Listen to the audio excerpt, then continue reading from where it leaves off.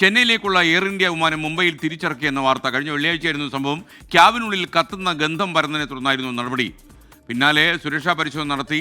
Air India കുഴപ്പമൊന്നുമില്ലെന്നാണ് അറിയിച്ചിരിക്കുന്നത്. മുംബൈയിൽ നിന്ന് ശ്രീനാഥ് ചന്ദ്രൻ ടെലിഫോണിൽ ചേരുന്നു. ഗുഡ് മോർണിംഗ് ശ്രീനാഥ് ചന്ദ്രൻ. മുംബൈയിലൊക്കെ മഴയോ കാര്യങ്ങളൊക്കെ എങ്ങനെ? കുഴപ്പമൊന്നുമില്ലല്ലോ?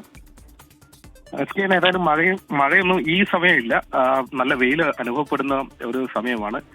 ഏതായാലും മുംബൈയിൽ നിന്ന് ചെന്നൈയിലേക്കുള്ള ഒരു വിമാനമാണ് അടിയന്തരമായി മുംബൈയിലേക്ക് തന്നെ തിരിച്ചിറക്കിയത്. വിമാനം കഴിഞ്ഞ ദിവസം, അതായത് വെള്ളിയാഴ്ച രാത്രി 10 മണിയോടെ ചെന്നൈയിലേക്ക് പോകേണ്ട വിമാനമാണ്. അത് പറന്നുയർന്ന് അല്പസമയം കഴിഞ്ഞപ്പോൾ തന്നെ ഒരു ഗന്ധം, എന്തോ കത്തുന്ന തരത്തിലുള്ള ഒരു ഗന്ധം ക്യാബിനകത്താകെ തന്നെ പരന്നു.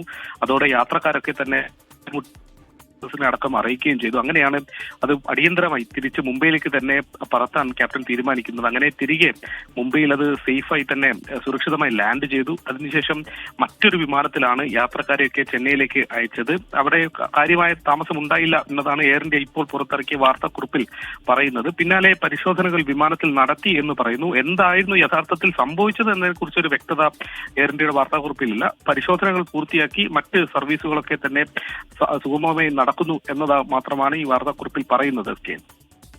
Thank you Sreenath Chandran.